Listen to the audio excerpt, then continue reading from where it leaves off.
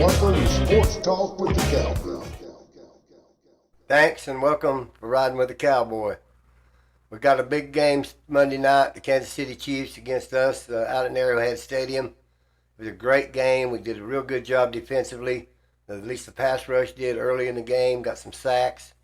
Clancy, Vita Vea, Yaya Diamby, everybody that was on our line did real well early in the game to stop the Chiefs. The secondary, when it was long, 3rd and 12, 3rd and 18, 3rd and 21, couldn't stop the Patrick Mahomes air attack most of the time. We couldn't get off the field. Our linebackers continued to have a problem. KJ Britt was one of the biggest targets of Patrick Mahomes throwing. Our secondary was weak again. Got a couple long passes out against us. The Hopkins there before the half. We played a tough game. We were ahead 17-10. They come back, made it 17-17, made it 24-17. And in the last seconds, we drove the field and scored a touchdown, kicked an extra point, tied it 24-24. In the overtime, we lost the coin toss. Mahomes got the ball first. The Chiefs did. They chosen to receive and took the ball down, scored a touchdown on us, ending the game. Great game, mostly with no good starting wide receivers. Our first string wide receiver, as we know, Mike Evans is out till after the bye. Chris Godwin out for the year, and McMillan, our number 3 receiver, was playing as number 1, was out with a bad hamstring. So we started with Sterling Shepard, we started with Raheem Jarrett, we started with Ryan Miller, we started with Kate Otten, our tight end. That was our passing game. That was our wide receivers. But we did have a good running game with White, Irving, and Sean Tucker. All contributed. Tucker more in the second half than the first. And we played a real good competitive football game against the Kansas City Chiefs out there. Not to take anything away from how good they played during most of the game. A lot of people had problems with Todd Bowles not going for 2 when we scored the touchdown. But, if he would have won the toss and Mayfield would have got the ball, I believe Mayfield would have went down there and scored a touchdown too. So I think the coin flip was the biggest thing that really happened at the end of the game on the overtime. But it was a good game, even though we lost. We weren't expected to win, but we played a tough, competitive game. There wasn't any major injuries by the Bucs during the game of any player of the Bucs, so that was a plus. And we played with not a first-string receiving core by no stretch of the imagination, and played a pretty good game against the team, other than some big pass plays and passes down the middle of the field when we had them on the ropes 3rd and long. We played pretty good with a patchwork defense, and I mean that literally patchwork defense, with a pretty good pass rush. This week we have a big contest at Raymond James Stadium this Sunday against the San Francisco 49ers. And, it's going to be a tough game, and it's going to always be tough when you're playing the San Francisco 49ers. And we need to get a win. And hopefully we'll have the same effort we had out in Kansas City. And we're just going to have to play a good competitive game. The defense is going to have to limit any kind of long plays that might come from the 49ers. And we're going to have to stop the run. And I think we have the opportunity to do it because they had a running game with Kareem Hunt the other night in the Chiefs. And we're just going to have to play real good ball like we did against the Chiefs. And I think we will make it competitive and possibly win it. But all things are not finished, even if we were to unimaginably lose and become 4-6 after Sunday's game. Because after the break, we have the Cowboys, we have the Giants, we have the Carolina Panthers twice, we have the New Orleans Saints, we have the Las Vegas Raiders, and the Los Angeles Chargers. Those are the 7 remaining games we have after the break. And they're all winnable. So don't be too much dismayed, because we've had the Baltimore Ravens, the Atlanta Falcons, the Kansas City Chiefs, and the San Francisco 49ers in a row. And that's a pretty tough row to row. Okay? So we're going to hope the best this week. I hope Baker gets out there and has a real good game. I don't think any of our players that are injured, and Mike Evans is one notably, will be back to playing before the bye. And that gives them time to re-heal, gives them an extra week not to have to do anything with football. And maybe Mike can get back before the bye, when the bye's over, and get out there on the field with us. But Other than that, most of our players are back. And that was demonstrated the other night against the Chiefs when we played them as good a game as we did. Hopefully we can do the same thing this week, and we'll be rooting for them. And you people out on Hines and out there on Leroy Street off of Hines, get out there and enjoy the tailgate, enjoy the festivities. It's a 1 o'clock kickoff on Fox, I think, and hopefully we will prevail by a field goal or by a touchdown or by a mistake made by a 49er team that don't make many mistakes. There's a lot of good games in college football and pro football this last weekend. And in pro, there wasn't any major upsets other than the Carolina Panthers beat the New Orleans Saints and won their second game of the year. And after losing the game, the New Orleans Saints coach got fired. So that was what they thought about that loss. And it was the 7th straight loss of the New Orleans Saints, by the way. They've lost 7 straight games. So we've been watching the Cardinals play the Dolphins. It was a close game. The Cardinals won by 1 point, but it was a real good competitive game. Jaguars came back against the Eagles and were beaten, but they were down by 20-something points. Came back, made it competitive. Continue to watch the NFL this week. There's a lot of teams in that wild card race. It's starting to take shape who's going to be the division champs and who's going to be the wild card contenders. It's getting to that time of the year because we're halfway through the season. I know it's hard to believe, but we're halfway through the season. We'll keep you posted next week on this show on what happened in that San Francisco 49er game. As far as baseball is concerned, the Rays have cleaned the Tropicana Field debris from Hurricane Milton. The roof was tore off of the dome, as you know. They went in there and cleaned all the top part of the roof. And what their plan is the plan that DGX and myself here on this show echoed here weeks ago, of making it an open-air stadium. Just take off that torn part of the roof, clean it up, get the drainage where the rain will run out of it, and play there for a couple of years till you build the stadium in the parking lot outside. Don't go out and try to build pay $70, $80 million for a roof for a couple of years. It's just a plan that's being floated, nothing official. But you've heard it here first when it does become official, if it does, and you say, hey, they called that a year back when the hurricane took place. So we'll keep you posted on the Rays. Nothing much more than that as far as the offseason with the Rays. The Lightning have won 3 straight games, which is very good. Their first line seems to be taking off real well. No injuries of major proportion. Playing real well. I think they play again tomorrow night. This show's being shot on Wednesday night, so that's Thursday night over in Amalie Arena against the San Jose Sharks. I believe it would be the San Jose Sharks. But we're doing pretty good in our division. We're winning a lot more than we're losing, and this is the early part of the year for hockey because we're not even after the Christmas break yet. We'll keep you posted on the Lightning as that goes. We'll move on to NASCAR at Martinsville. Four drivers left for the championship run now. Ryan Blaney, Tyler Reddick, William Byron, and Joey Logano. Them 4 left in NASCAR. They're going to race at Phoenix, and the winner will be the champion. So that's where it's coming to. As you all seen, Christopher Bell get penalized for being up on the wall, which I thought was kind of a tacky call. I think a lot of things, and I'm going to keep it honest with you here at Sports Talk with Cowboy, NASCAR is getting really, really, really bad. We all know it. We've watched it for years. We've watched it for myself. I hate to say how old I am. I've watched it for over 30 years. I'm telling you, it's getting really bad. NASCAR is getting the rules, the regulations, the people who are running NASCAR, how they were operating to get the whole NASCAR situation has just befuddled me all year long. But when Christopher Bell got pushed into the wall and went a little bit on the wall and got up off the wall, they said he was riding the wall, okay?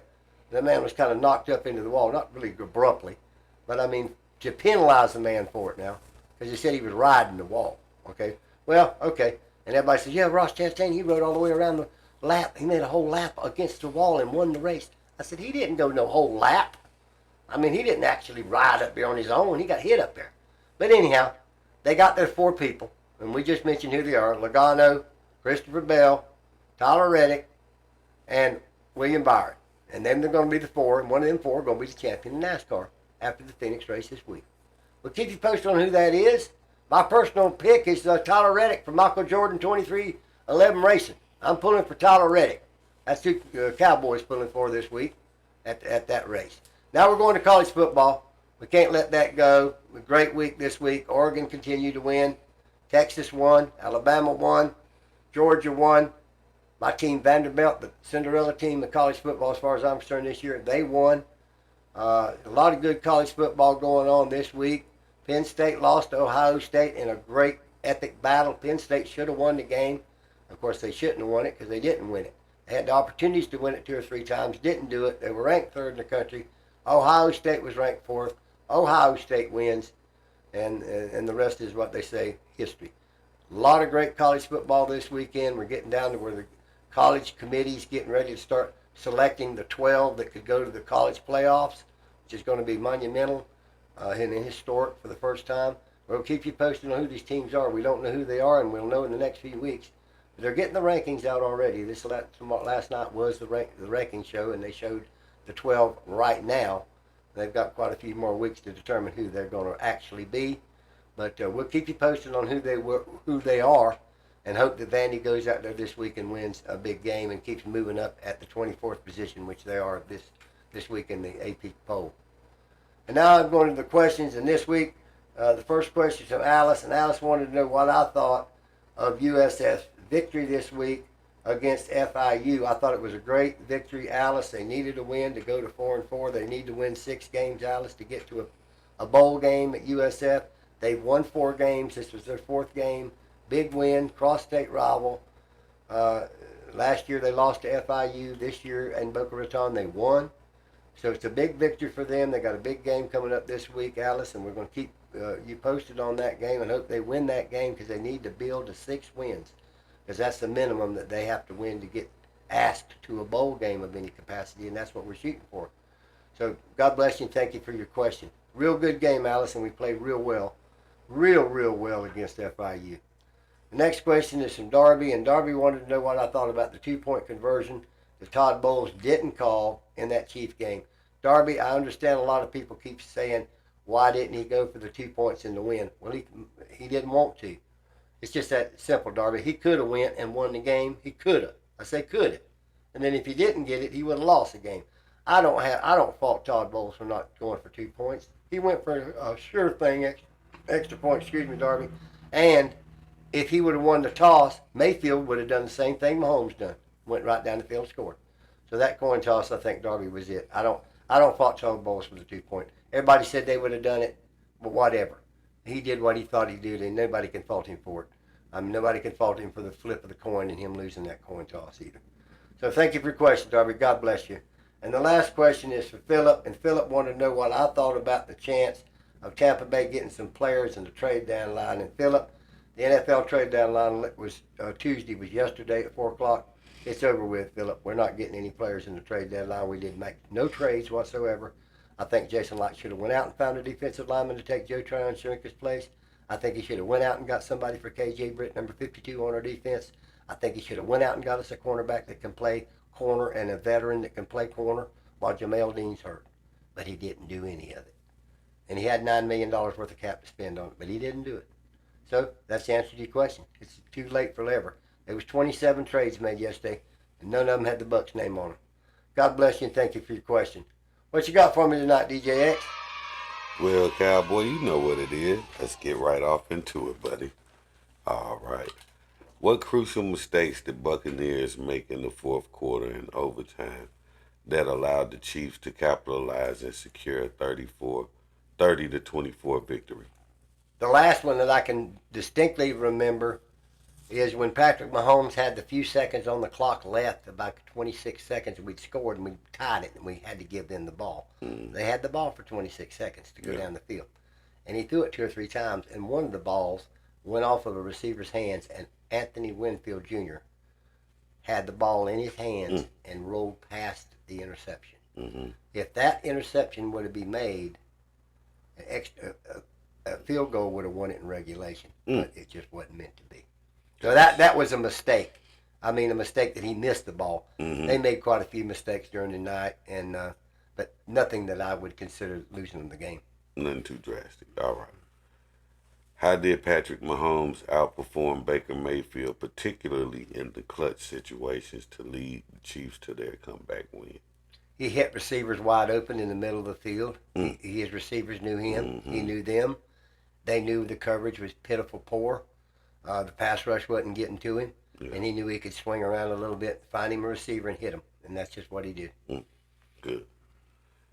What adjustments could the Buccaneers defense have made to contain the Chiefs' explosive offense, especially second half, to potentially change the game's outcome?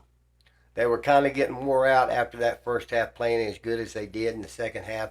The Chiefs went in, and their coach said at halftime in an interview that he was going to change it up a little bit. I think he went in there and changed it up a little bit, and he knew the strengths and the weaknesses of the Bucs defense. The Bucs defense was swarming in the first half.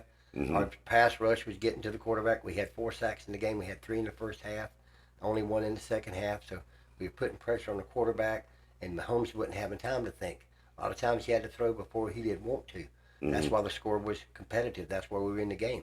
It was that pass rush that had him. But at the end of the game, they were getting tired. They wasn't getting to the quarterback. We had nobody else to put in there. And he was been able to go out and find reliable targets that were wide open. Okay? Wide open. Because our secondary is garbage. It absolutely is garbage. We got Zane McCullum playing one side that's decent. We got, Winfield that seems to every once in a while make a great play, but a lot of times he leaves them on the field. We got Jordan Whitehead, which is going to be our big guy this year, coming back to us, signing a 4-year big money deal. Ain't playing up to par. And we got a practice squad guy playing the other cornerback position. And when he ain't any good, we bring another guy below him in. And all you do, if you're the offensive coordinator of the Chiefs, is say, that guy's from the street. Whoever he is, wherever he is, the receivers on him, go, man, break. Boom, boom, boom, all day long. Man, all right. So it seems like we back to where we left off. Yep. Them Buccaneers can't do nothing with them Chiefs right now. No, ain't nobody do nothing with the Chiefs. But giving them the due, nobody's took the Chiefs to the overtime but one team. That was us. And ain't nobody beat the Detroit Lions that's going to be in the Super Bowl, too. Like I but told one you. time, and that was us. So, No overtime.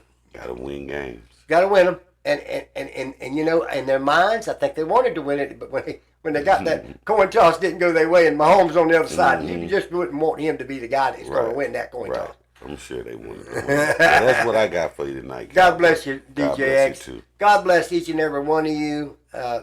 We're glad you continue to give us your support. Send your questions in the comments. Continue to give them to us. We'll get them out here on the air and answer them. Continue to follow all the programs. And be kind to your neighbor. Give your neighbor a hand up. We need a lot more love in this world. We do hate. We need a lot more peace than we do war. Be with everyone and thank God for what we do have. Thank God for each other. And until the next show, God bless you. Cowboy out. Have you ever had a dream that you want